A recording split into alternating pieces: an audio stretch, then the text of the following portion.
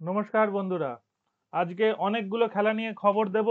প্রথমে একটা exciting tournament নিয়ে বলি, তারপর টেস্ট আছে, টেস্ট নিয়ে বলবো। আর গতকাল শ্রীলঙ্কা আর বাংলাদেশের যা খেলাটা হলো, আমার একটা সন্দেহ হচ্ছিল যে শ্রীলঙ্কা হয়তো সেকেন্ড ম্যাচে হারাবে। তো যাই হোক, বাংলাদেশ ভালো খেলেছে। শ্রীলঙ্কা হারানোটার চেয়েও আমি বলবো বাংলাদেশ ভালো খেলে জিতেছে। তো সেইভাবেই চলুন শুরু করা যাক আজকের পর্ব। আজকে একটা এক্সাইটিং সিরিজ নিয়ে বলবো, সেটা হচ্ছে জিম্বাবুয়ে টি-20 ট্রাই সিরিজ। আমরা ইদানিংকালে ট্রাই সিরিজ অনেক কম দেখতে পাই। তো অনেক দিন পরে একটা ট্রাই সিরিজ আমরা দেখতে চলেছি। সেটা হচ্ছে Sri Lanka Zimbabwe, sorry, Zimbabwe, South Africa আর নিউজিল্যান্ড। তো নিউজিল্যান্ড যখন জিম্বাবুয়েতে খেলতে যাবে তখন সেখানে একটা খুব ভালো হবে। এবং এটা মনে রাখা দরকার যে আপাত দৃষ্টিতে মনে হচ্ছে সাউথ আফ্রিকা আর নিউজিল্যান্ডই ফাইনাল হবে, কিন্তু তার সত্ত্বেও আমি বলবো জিম্বাবুয়ে কিন্তু টি-20তে খারাপ নয়। এদের কটা ম্যাচ আছে? 7টা ম্যাচ আর ফাইনাল, তাই তো? 6টা নিজেদের মধ্যে। তার মানে প্রত্যেকের সঙ্গে দুবার করে খেলবে। ঠিক আছে? জিম্বাবুয়ে সাউথ আফ্রিকা দুবার হবে, নিউজিল্যান্ড জিম্বাবুয়ে দুবার হবে, আর সাউথ আফ্রিকা নিউজিল্যান্ড দুবার হবে। ঠিক আছে? প্রত্যেকে 4টে করে ম্যাচ খেলবে প্রত্যেকটা টিম, আর একটা ফাইনাল। তো একটা জমজমাট খেলার আমরা এক্সপেক্ট করতে পারি। আজকে 4:30-র সময় খেলা শুরু হবে, আর খেলা শেষ হবে হচ্ছে 26শে জুলাই, শনিবার। ঠিক আছে, অসুবিধা নেই। তো দেখা যাক কি হয়। কি হয় মানে, এই যে বললাম জিম্বাবুয়ে একটু হলেও শক্তিশালী টি-20তে। সুতরাং যদি বৃষ্টিপাত বোধহয় এখন ওইদিকে হয় না, সুতরাং এখন সমস্যা নেই। সাউথ আফ্রিকার টিম অ্যাজ ইউজুয়াল ভালো, কিন্তু সাউথ আফ্রিকায় আমরা যে টিমটা দেখছি সেই টিমের চেয়েও ভালো প্লেয়াররা কিন্তু খেলা ছেড়ে দিয়েছেন। যেমন ক্লাসেন আর খেলবেন না। এখানে আমরা দেখুন, বড় প্লেয়ারদের মধ্যে কাকে দেখছেন? ভ্যান্ডার ডুসেন ক্যাপ্টেন, আর রেজা হেন্ড্রিক্স পুরনো প্লেয়ার, কোয়েটজে মোটামুটি পুরনো প্লেয়ার, লিন্ডে, এনগিডি, এরা হলো পুরনো প্লেয়ার। ডেভিড মিলারকে দেখতে পাচ্ছেন না, ওদের বাবুমাকে দেখতে পাচ্ছেন না,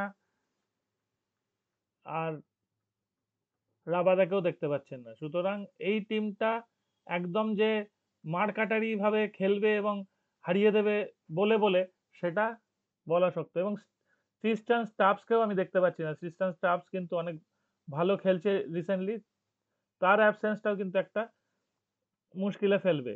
এইবার জিম্বাবুয়ের টিমটা দেখি, রাজা ক্যাপ্টেন, ব্রেনেট, বার্ল, গোয়ান্ডু, মাডানে, মাডভেয়ার, মাসাকাতসা, মুজারবানি, ডিয়ন মেয়ার্স, এনগারভা। আমার খারাপ লাগছে না জিম্বাবুয়ের টিমটা, যদিও সাউথ আফ্রিকা অনেকটা এগিয়ে, তাহলেও বলবো জিম্বাবুয়ে কিন্তু আজকে ফাইট দেবে। তো দেখা যাক কত রান হয়।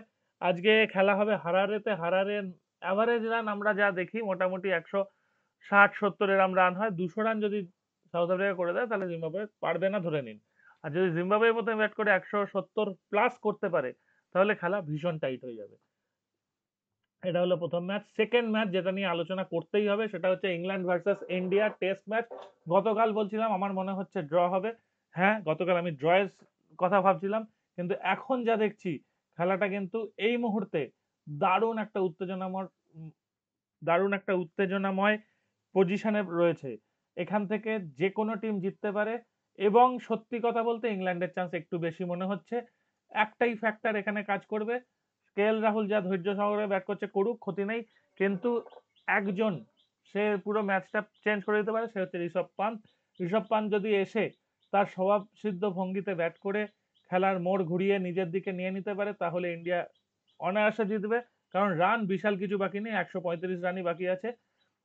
আর যদি ঋষভ পান্ত সেরম ভাবে খেলতে না পারে, তাহলে কিন্তু জাদেজা বা ওয়াশিংটন সুন্দরের পক্ষে কেএল রাহুলকে যোগ্য সঙ্গত দিয়ে ম্যাচ বার করে নেওয়াটা একটু শক্ত মনে হচ্ছে এখানে দাঁড়িয়ে। তাই সেটাই বললাম যে একটু শক্ত মনে হচ্ছে সেটাই।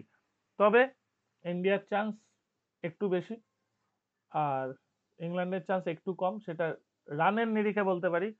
কিন্তু আমার সিক্স সেন্স বলছে ইন্ডিয়া আজকে চাপে পড়বে, ইন্ডিয়া ভালো রকম চাপে পড়বে এবং ম্যাচটা হারাতে হলেও হতে পারে।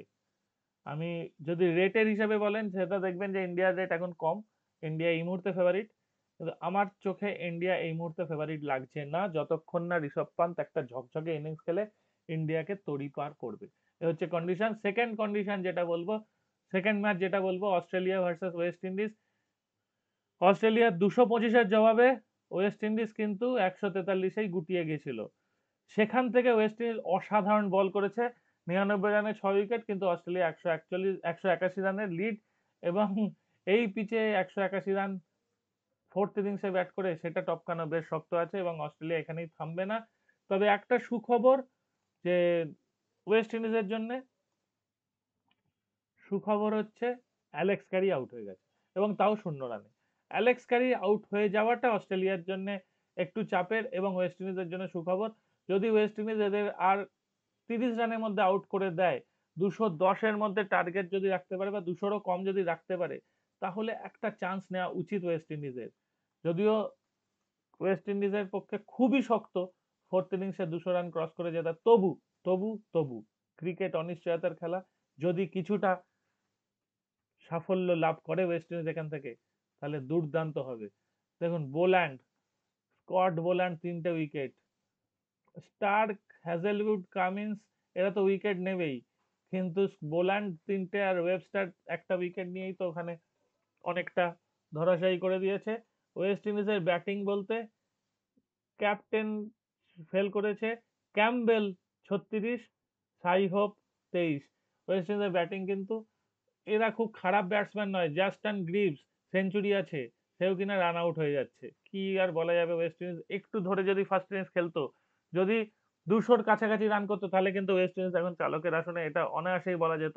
কিন্তু যেহেতু ওয়েস্ট ইন্ডিজ একটা 181 রানে পিছিয়ে আছে, সেই জন্য ওয়েস্ট ইন্ডিজ একটু খারাপই অবস্থায় আছে। আর একটা ম্যাচ যেটা চলছে সেটা নিয়ে একবার বলে দিই, সেটা হচ্ছে India versus England under 19। England under 19-কে বেশ চাপে ফেলে দিয়েছে ইন্ডিয়া, 310 রানের পিছিয়ে আছে। যদি ইন্ডিয়ার আন্ডার 19 টিম ওদের 109 রানের মধ্যে আউট করে দিতে পারে বাকি 5টা উইকেট, তাহলে কিন্তু ধরে নেওয়া যাচ্ছে ওদের ফলো ওয়ান দিয়ে দেবে, কারণ এটা 4 দিনের খেলা, ফলো ওয়ান দিলেই একমাত্র সম্ভব জেতার চান্স, আর নইলে জেতার চান্স আর নেই, খেলাটা ড্রয়ের দিকে চলে যাবে। আর শুরুটা যেটা করেছিলাম শ্রীলঙ্কা ভার্সেস বাংলাদেশ, বাংলাদেশের স্কোর কার্ড যদি দেখেন, যারা খেলা দেখেছেন তারা তো সবাই জানেন, স্কোর কার্ড দেখুন, 5 রানে 1 উইকেট, 2 রানে 7 উইকেট, সরি সরি সরি 7 রানে 2 উইকেট, 7 রানে 2 উইকেট, সেখান থেকে কিন্তু একটা অসামান্য পার্টনারশিপ, লিটন দাস আর তৌহিদ হৃদয়, সেখান থেকে 76, তারপরে পর পর 2টো উইকেট পড়ে যায় 76-এ আর 78-এ, সেখানে একটু চাপে পড়ে, তারপরেও কিন্তু শামীম হোসেন একটা ঝকঝকে 48 রানে ইনিংস খেলে, আর লিটন দাস অনবদ্য 76। তো তখনও যেহেতু টার্গেট 178 শ্রীলঙ্কার পিচে, শ্রীলঙ্কার খুব চাপ হওয়ার কথা ছিল না, কিন্তু প্রথম 19 রান 1 ওভার 4 বলে করে নেওয়ার পর থেকে শুরু হয়েছে বিপর্যয়, এবং 25-এ 3, 30-এ 4, এর 5 ওভার 1 বলে 30-এ 4, তখন মোটামুটি বাংলাদেশ জয়ের দিকে পৌঁছে গেছে এবং শ্রীলঙ্কা পিছিয়ে যাচ্ছে। তারপর 71 রানে পঞ্চম উইকেট, পাথুম নিশাঙ্কা 71 রানে ষষ্ঠ, 73 রানে সপ্তম, এবং খেলা শেষ 83, 93, 94। তো যারা কালকে কিছু মাত্রায় হলেও বাংলাদেশকে সাপোর্ট করেছেন, তারা আশা করি ভালো প্রফিটে আছেন। তো যাই হোক, আজকের খেলার আলোচনা এবং ভবিষ্যৎ কি কি হতে পারে সেগুলোর আমরা একটা পর্যালোচনা করলাম। কেমন লাগছে জানাবেন, যদি ভালো লাগে তাহলে লাইক আর সাবস্ক্রাইব যদি না করে থাকেন একটু করে দিন, ভালো লাগবে। Thank you very much for watching, see you soon.